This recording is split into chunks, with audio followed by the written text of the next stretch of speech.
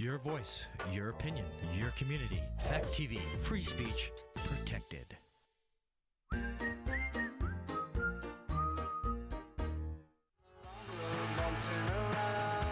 Secrets in the shadows, lost and found. Truth in every echo, loud and clear. Keep on with the long road, no more fear. In the halls of power, whispers grow. Every secret cut beneath the undertone.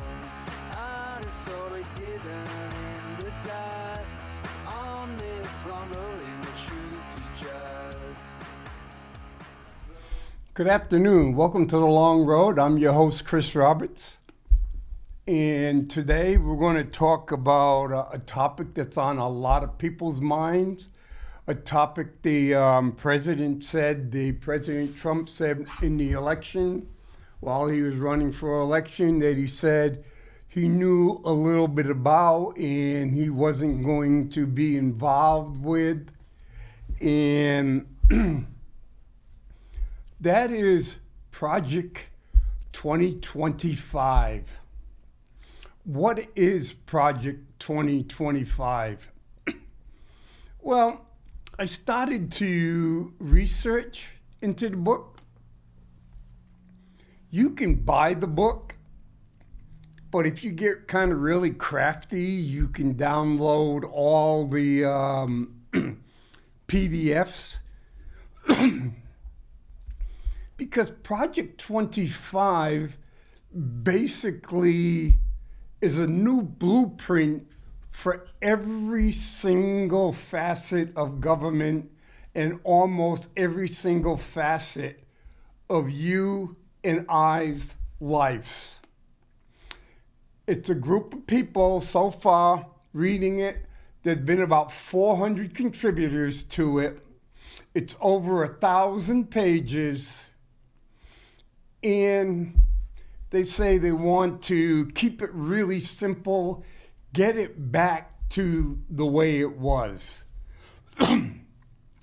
So today, in first of a number of sessions, today I'm only going to concentrate on the first 18 pages of Project 2025, the foreword.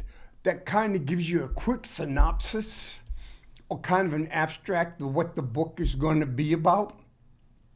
Okay. And when you go in the book, go online, go in the book, when you see it, there are so many different authors. You go in and it says, these people are the experts in this field. And they've come up with a way to rewrite the social order, rewrite how government operates. And what they've said, this is what's best for all of us, not the liberal elite, but for us, the rest of the people, the vast majority of Americans, who they say the liberal elite have forgotten, who don't want to pay anything for them.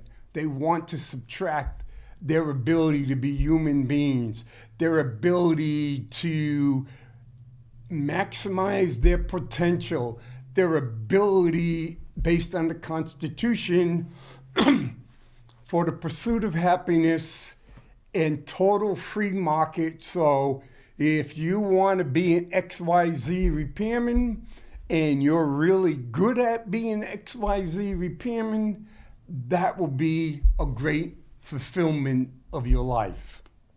But that's just a little quick one. And that's some of my interpretation of what I've read. Some of what I just said was some of the wording. So if we go into, just so happens the guy has the same, almost the same initials and everything. It's Kevin D. Roberts. I'm Kris E. Roberts. So I'm K-E-R, he's K-D. He's got a PhD, but what is a PhD? So it goes, 44 years ago, the United States and the conservative movement were in dire straits. Both had been betrayed by the Washington establishment and were uncertain whom to trust. Both were internally splintered and strategically adrift. Worse still, at that moment of acute vulnerability and division, we found ourselves besieged by existential adversaries, foreign and domestic. The late 1970s were, by any measure, a historic low point for America and the political coalition dedicated to preserving its unique legacy of human flourishment and freedom. The late 1970s were, by any measure, an historic low point for America. The conservatives were splintered.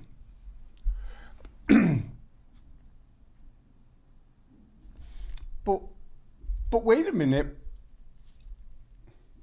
In the 1960s and 70s, by time we had the Voters' Right Act. We had some Medicare. Social Security was improved. A whole bunch of things. The Vietnam War, it was ending. It ended. A whole bunch of stuff. But in the late 70s, what was going on? The Arab oil embargo. Today, America and the conservative movement are enduring an era of division and danger akin to the late 1970s. Now as then, our political class has been discredited by wholesale dishonesty and corruption. Look at America under the ruling cultural elite today. Inflation is ravaging family budgets. Drug overdose deaths continue to escalate. And children suffer the toxic normalization of transgenderism with drag queens and pornography invading their school libraries. Overseas, a totalitarian communist dictatorship in Beijing is engaging in strategic, cultural, and economic Cold War against American interests, values, and people, all while globalist elites in Washington awaken only slowly to that growing threat. Moreover, low-income communities are drowning in addiction and government dependence.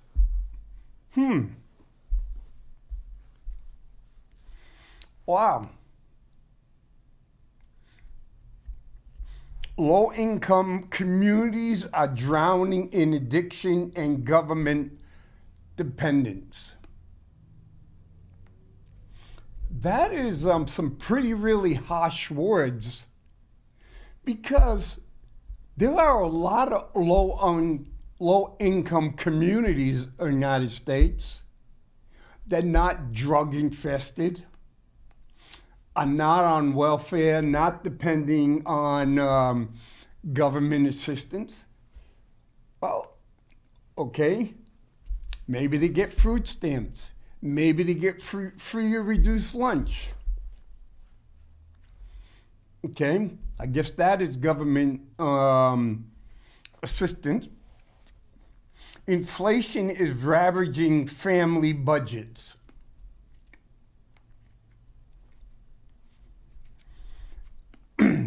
Children suffer the toxic normalization of transgenderism, with drag queens and pornographic invading their school libraries.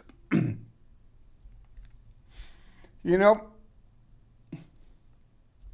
what is pornography?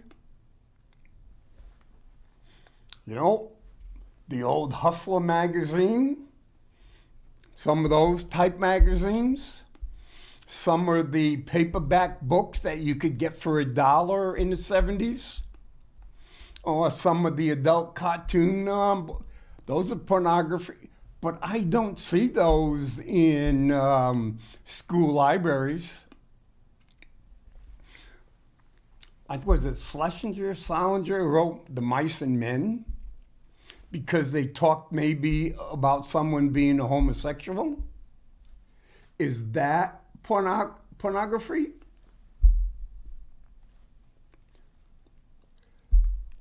It's kind of like, who decides what is pornography? Hey, we're talking about libraries. School libraries are not being used. Kids are graduating from high school who can't read. You may have 40% of the kids who can't read at grade level graduating from high school, never read a full book while they're in high school. I was reading it was an article by a professor, I think it was from Columbia. One of his students says, I never read a full book in high school. You're expecting me to read this full book? You're in because I'm in college. And the answer is yes. You're supposed to read. So we're worrying about some of the inappropriate words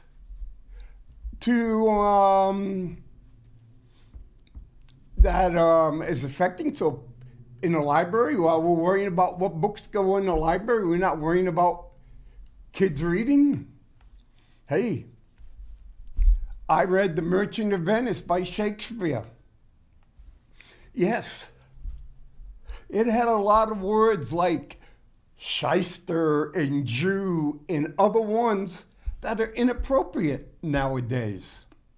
I had to read Romeo and Juliet. I had to read Macbeth. I had to read The Tempest. Those were all in 10th grade. I had to read Machiavelli and The Prince in my history book class. Again, all those had words in them that would be offensive to some people today. And so our answer is, let's fight about what's going to be in the library, what shouldn't be in the library, but not worry about kids can read or not. Let's not worry about, wait a minute. If, say, only 60% of the kids can read at grade level, and maybe only 50% can read past 8th grade, but 70 to 80% go into college, if you can't read and comprehend high school stuff, why is the college accepting you at, say, maybe $100,000 to $125,000 over a course of 4 to 5 years? To educate you or to rip you off with a false diploma. A totalitarian communist dictator in Beijing. This isn't not Mao Zedong. This is they have a form of controlled capitalism where we're saying that we have real capitalism, but there's a heck of a lot of government interference that protects a small number of people in capitalism. All the global elite. Hey, wait a minute. The people who own stock, like the top 20% of the people in the United States, the income, wealth people, a lot of them, I think it was 94% of the stocks were owned by them. They want profit. They're not worrying about patriotism and all that. They want profit.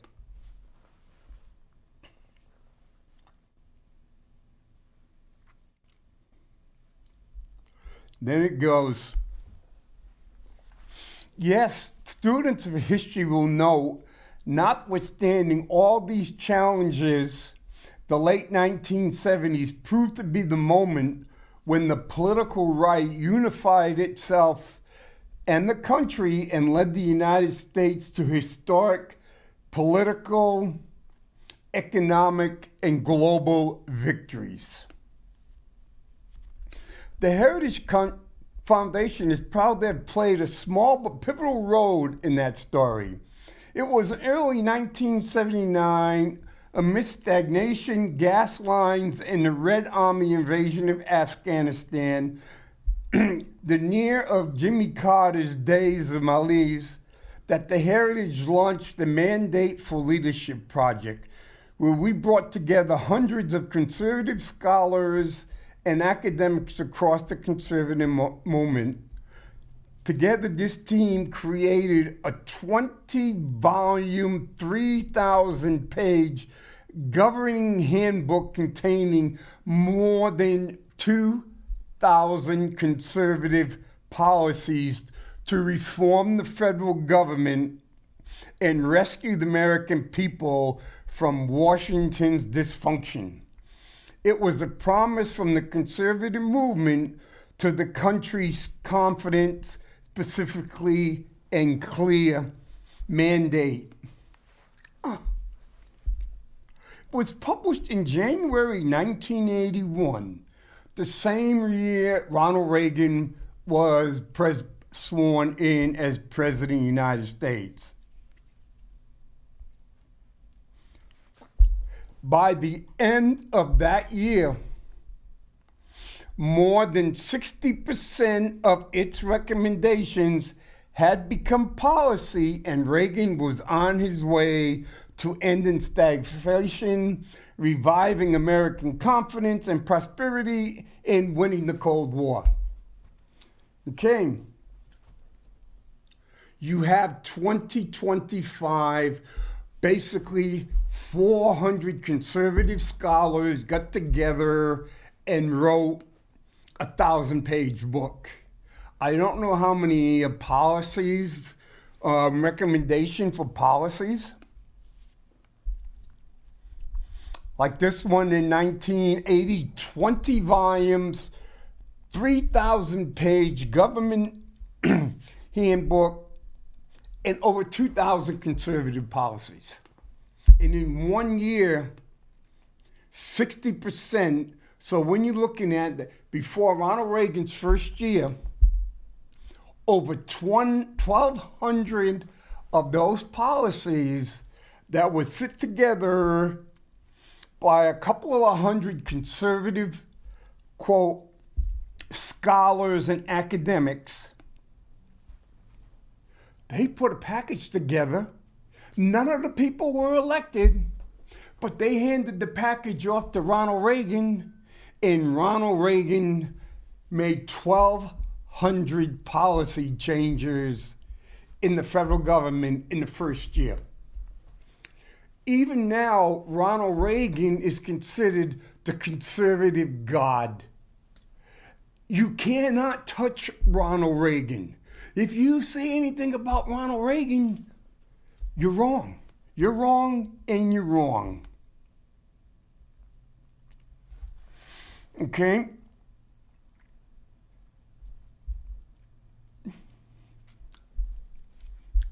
Okay, the Heritage Foundation once again is facilitating this work, but as our dozens of partners and hundreds of authors will attest, this book is the work of the entire conservative movement as such. The authors express consensus recommendations already forged, especially among 4 broad fronts that will decide America's future. Again, dozens of partners and hundreds of authors will attest that this book is the work of the entire conservative movement. dozens, so say we have 12 dozens, a gross, 144. Hundreds. So even if we have less than 1,000, so say we have 999 people, and we have 144 corporations and other organizations, this paper is saying they represent 100% the work of the entire conservative movement. Wait a minute. If we're a country of freedoms, and this is supposed to be ensuring that Americans get all their freedoms back, isn't one of the most important freedoms is the freedom to think? And so, if you have 999 authors and academics, and all 999 agree, that ain't thinking, that ain't freedom. That means people are afraid to say something because they're afraid they're going to get banished.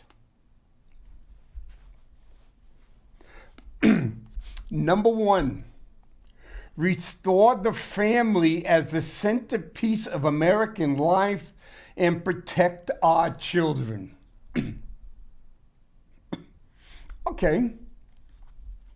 The Secretary of Transportation put out a memo 2 days ago. He's a father of 9 children. He said, to the max extent possible by law, grants and funding and loans and stuff are to go to communities that have the highest marriage rate and the highest birth rate. So, like, for example, the city of Keene is looking for money to pay for its downtown infrastructure, looking for grants and stuff. Well, Keene doesn't really have a high marriage rate. Keene definitely doesn't have a high birth rate. Just by looking at Keene High School, it used to have over 1,800 people. Now it's down in the 13s. So, basing on this new one, in 2025, restore the family as the centerpiece of American life and protect our children. Oh. You can protect our children by ensuring that every unborn child must be born. Okay? That's good. But you know what? When an unborn child becomes a child, what about its food? What about its shelter? What about its health care? What about its education? That doesn't count. That's not the government's responsibility. Dismantle the administrative state and return self-governance to the American people.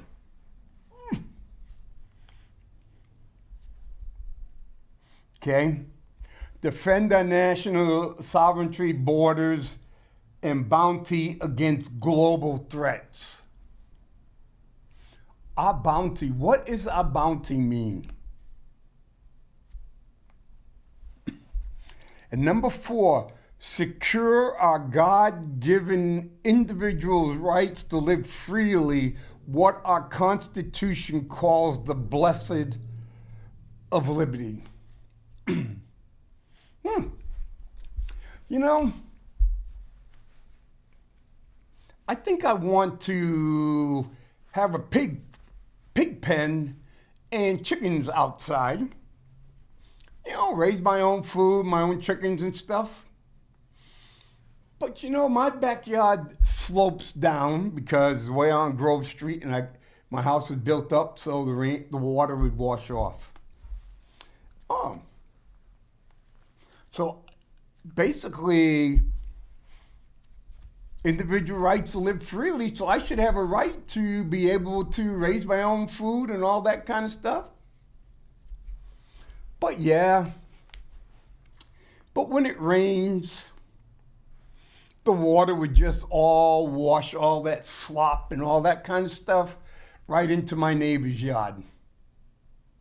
Hey, no more administrative state, and I have complete self-government, and I have the right to live freely. But shouldn't there be a point where the right to live freely without impinging on other people's right to live freely? And who's the arbitrator of that?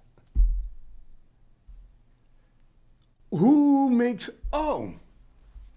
didn't the Constitution create a judicial branch to be able to take care of some of those things? What makes these 4 pieces of conservative promises so valuable to the next president, it came out Trump, is that they cut through superficial distractions and focus on the moral and fundamental challenges Americans face in this moment of history. This is one of the secrets of conservative success in the Reagan era, one our generation should emulate.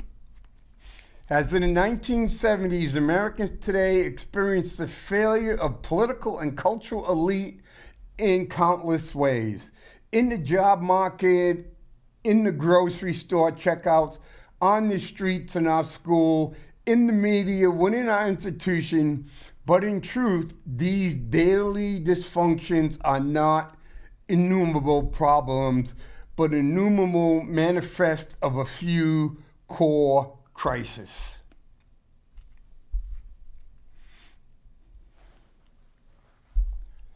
In 1979, the threats we faced were the Soviet Union, the socialism of the 1970s, liberals, and predatory deviants of the cultural elite. Reagan defeated those beasts by ignoring their tentacles and striking its head at their hearts. His approach to the Cold War, we win, they lose. His economic agenda, the human dignity of work and its many awards. His platform in the culture war, the community value embodied in those words: family, work, neighborhood, peace, and freedom. Okay, I don't know what history books these guys are reading from. These are the guys with PhDs, academics, all, the ones on the talk shows and everything. Let me give you a little numbers. Jimmy Carter. He was the president at the wrong time. There was a number of factors that were beyond his control. But, I just thought of it, just coincidental. Ronald Reagan became president and the hostages were released. Trump gets elected president and the hostages stop being released. Okay. When Jimmy Carter left office, the American debt was $838 billion. $838 billion. Okay. When Ronald Reagan, the ultra-conservative who slashed and did a lot of things to bring everything in, when he left, the deficit was $2.4 trillion. And he had no wars. 2.4 trillion. Ronald Reagan tripled our national debt. That's not conservatism. Ronald Reagan tripled our national debt. Basically, it went from 8 billion when Carter left to 2.4 trillion when Reagan left. When Jimmy's last year, the budget, $513 billion. Ronald Reagan, first one to get $1 trillion budget. Oh, Ronald Reagan doubled the federal budget. Doesn't seem really conservative to me. When Jimmy Carter left office, every American taxpayer owed $3,740 to pay off the debt. It might be every American. I didn't write it down, but either way, but using it, when Ronald Reagan left, it was $9,791. When Jimmy Carter left, the debt to GDP was 32%. When Ronald Reagan left, the debt to GDP was 48%. So we got this real evil, total lack of leadership type of individual that the conservatives could not wait to get rid of.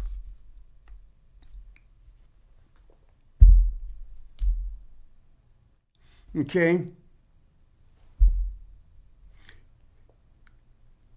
Was really close. Had this. And then they did the 20-volume, 3,000 pages, 2,000 policy changes, recommended policy changes, which 60% were put in place when in Reagan's first year. Reagan doubled the budget and tripled the debt. You know how he did that? He cut a lot of things. You know, we talked about welfare queens and things like that. He cut those down, but he had no problem spending militarily. He kept spending, and doing all these other things that the conservative base liked.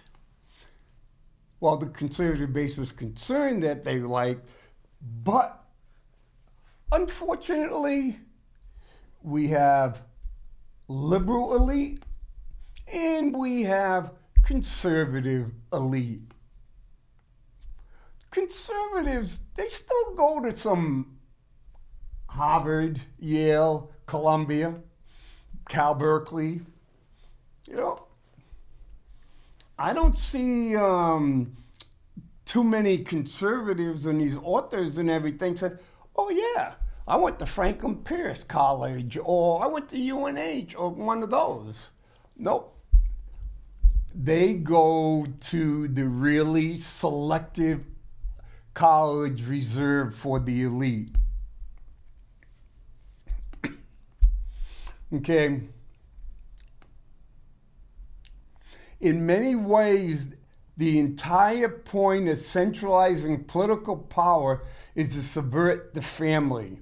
Its purpose is to replace people's natural loves and loyalties with unnatural ones. You see this in the popular left-wing, can't pronounce the word, Government is simply the name we give to the things we choose to do together. But in real life, most of the things people do together have nothing to do with government. They are mediating institutions that serve as the building blocks of any healthy society. Marriage, family, work, church, school, volunteering. The name real people give to the things that we do together is community, not government. Our lives are full of interwoven, overlapping communities, and our individuals and collective happiness depends upon them. But the most important community in each of our lives and the lives of the nation is the family.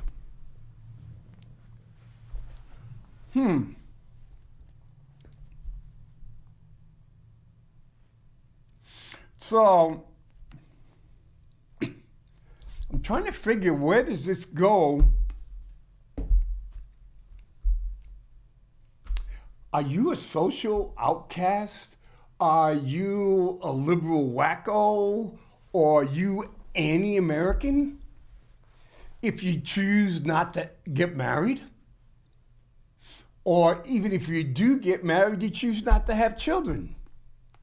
Because it's saying, 2025 is saying the number one thing is marriage. Number two is family. And number three is work. Number four is church. It's kind of like, did I just step off the Mayflower? Did I just step on Plymouth Rock? Am I a Puritan now? I have to get married, I have to have children, I have to work, and I have to go to church. Today, the American family is in crisis. 40% of the children are born to unmarried mothers, including more than 70% of black children. There is no government program that can replace the hole in a child's soul cut out by the absence of a father. Fatherlessness is one of the principal sources of American poverty, crime, mental illness, teen suicide, substance abuse, rejection of the church, and high school dropouts. So many of those problems government programs are designed to solve, but are ultimately problems created by the crisis of marriage in the family. The world has never seen a thriving, healthy, free, and prosperous society where most children grow up without their married parents. If the current trend continues, we are all heading toward social implosion. Ooh.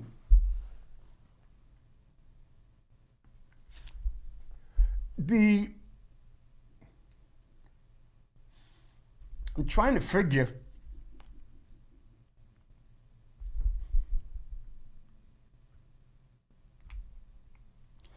Fatherlessness is one of the principal sources of American poverty. Okay. What about all the men that we sent over to Iraq and Afghanistan and stuff? Fathers that got killed. So what now is if marriage and the family are important, and fatherlessness is such a detrimental effect to the child and the country and society, why for 20 years will we keep sending men and women, but we're talking about fathers, to wars that had no benefit, that did not make the United States any safer, but cause young children to grow up fatherless?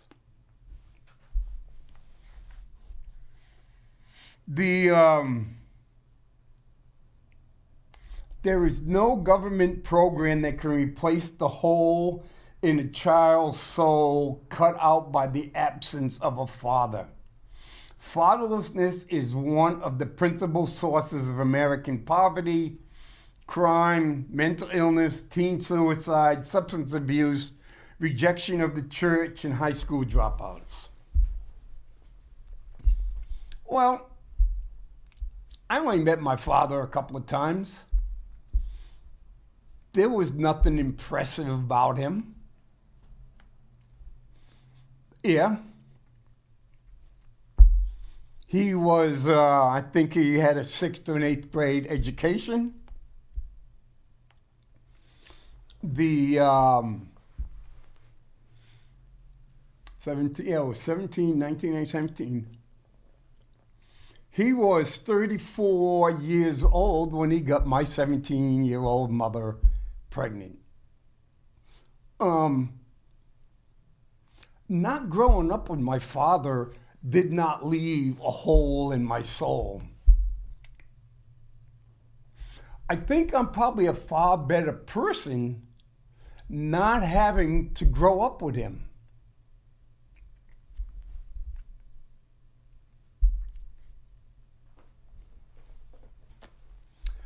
I don't live in poverty. I own my own house. I got two of my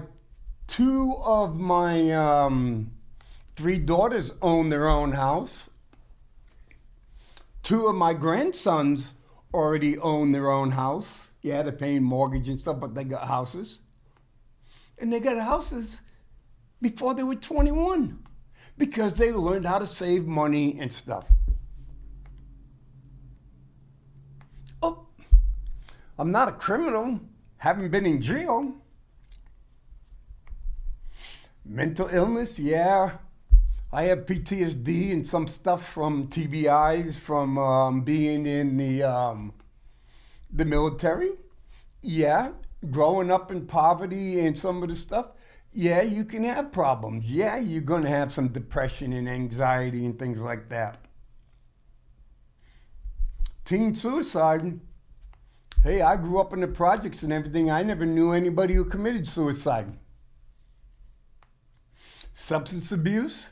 Yeah, there's people with substance abuse. But I don't have substance abuse. I don't even drink. But hey, the president's son grew up with a father.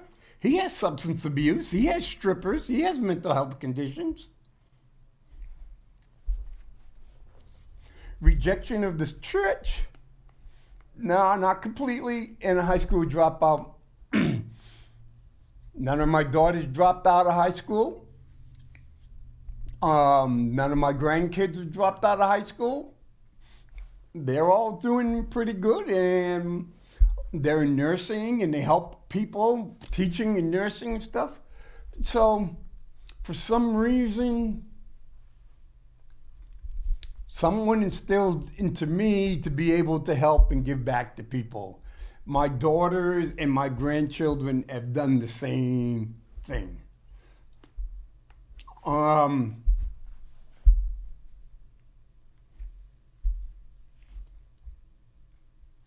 so that is just a bold, when you make a statement like that, if we were having a debate and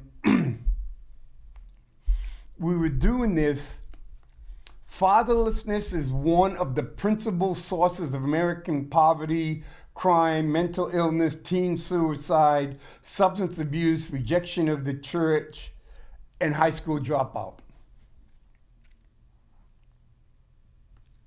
Okay? Yes, you can say that.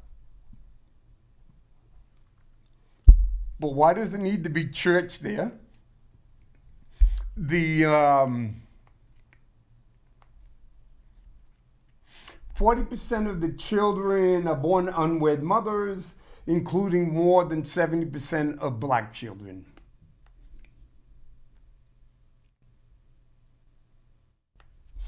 Okay? This is part that ticks me off for someone to go and say, I don't care how abusive the male is. I don't care if he doesn't really provide for his family that much. Yeah, he worked, but he works at a... So, if a woman now has the ability, and women, about 65% of people in college right now are women, if women are motivated and have the ability to go out and earn more money than a lot of their male counterparts, and they can have money and have a comfortable and safe and enriching life for their children, why should society say that doesn't count because marriage is the number one thing? If marriage is not going to improve you, if marriage is going to be a living hell and detrimental to you and your children, what gives the society the right to say, no, you got to be married? When I was growing up in the 60s, husbands could rape their wives. And they would say, no, sorry, you got married, you lost control of your body. Your body belongs to your husband, and your husband has the right to violate it anytime you want. You have no control. So you better say yes. That way, at least you'll feel better because you took part. If you say no and he wants it, he can do it, and you had no choice. And oh yeah, by the way, you couldn't get a credit card. You couldn't get a checking account until your husband said he signed off on it.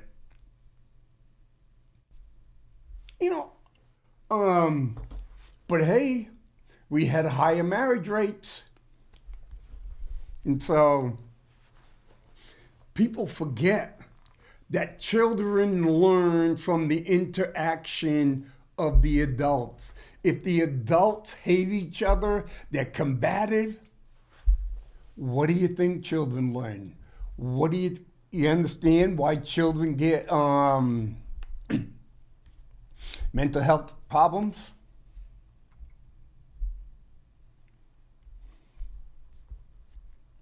It is time for policymakers to elevate family authority, formation, and cohesion as their top priority, and even use government power, including the tax code, to restore the American family.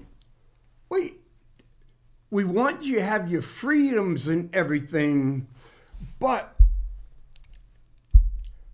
policymakers to elevate family authority, formation, and cohesion as its top priority.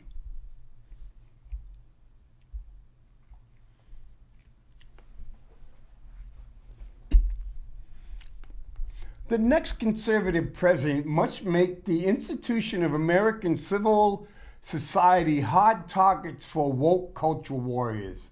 This starts with deleting terms sexual orientation and gender identity, diversity, equality, and inclusion, gender equality, gender equity, gender awareness, gender sensitivity, abortion, reproductive health, reproductive rights, and any other term used to deprive Americans of their First Amendment rights out of every federal rule, agency, regulation, contract, grant, regulation, and piece of legislation that exist. Well, West Point did away with all its minority clubs now. Hey, you don't see the Pentagon doing much about Black History Month. They're disappearing. So in a way, okay, if we want to improve government, if we want to improve the American family, we got to take all this out. And so, abortion. We can't have those poor white trash and those poor black people and those poor brown people have abortions. No. But you know what? We can't go and allow them to have contraceptives either. I can't remember one. It was in Alabama or Mississippi. One of the state senators said, put a bill in that it would be illegal for a man to have sex with a woman if he has no intent of impregnating her.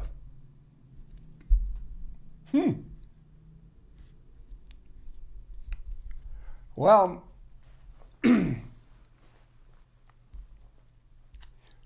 well, if you have 4 children and you don't plan on having any more, you better not have sex with your spouse, because if the bill passed and signed into law, oh, you were having sex just because it was enjoyable. You having sex because you want to bond with your mate. You want an emotional bonding. Nope. Sex is only for producing children. You have to get married. Then when you get married, you have sex to have children, and only have sex to have children.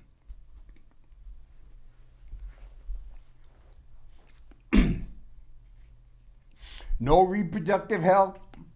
Hey, you know, if you get pregnant, you better not have your baby get stuck in fallopian tube. That's kind of reproductive health. Hey, reproductive rights, oh, we're going to take your right, anything. You will no longer have the choice to whether you have to reproduce or not. Because like the state senator down south wants to do, no, your reproductive is you will have sex to reproduce only.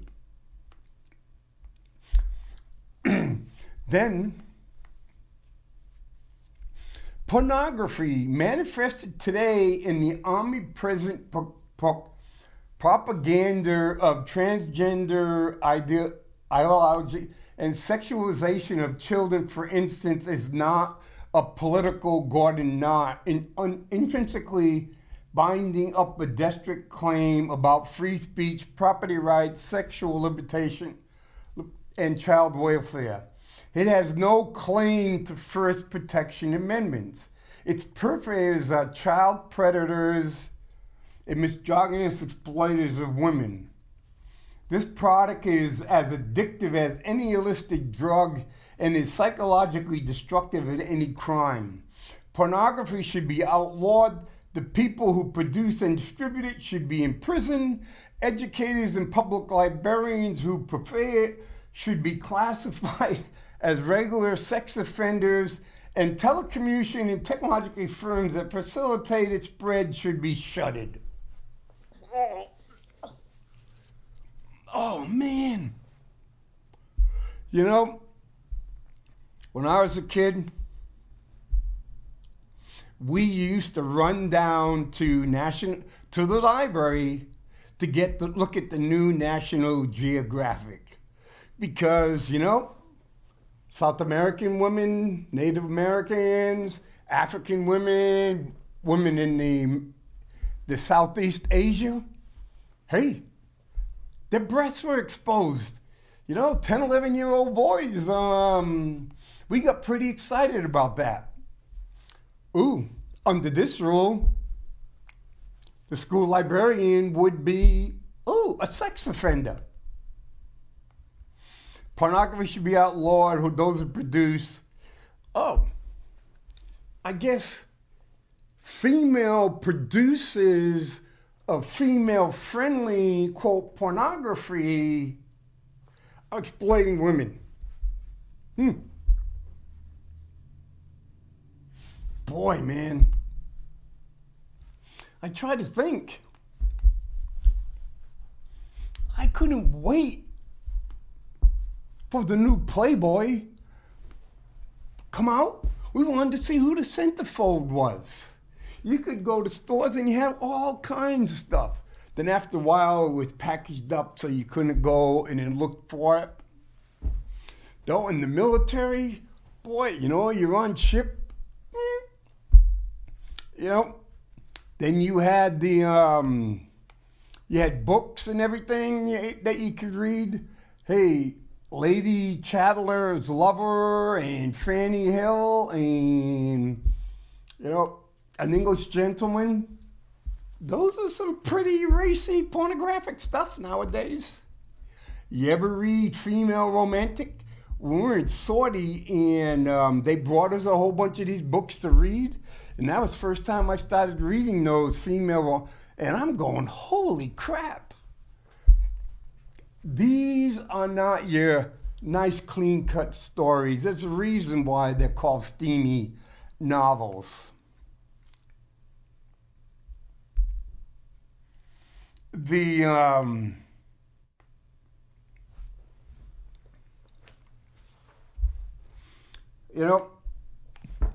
In this, and I've only this is in the first 5 or 6 pages. It hasn't even gone into detail. I'm going to have to take the rest of this thing up next week before I even get into some of the real things. But I recommend Google 2025 and read it yourself. Do not go in and say, what does American Civil Liberties Union think about this? Or what someone else thinks about this? Or what Kris Roberts thinks about this? Go and read it yourself. It is really important because they want you to switch from liberal elite to conservative religious elite.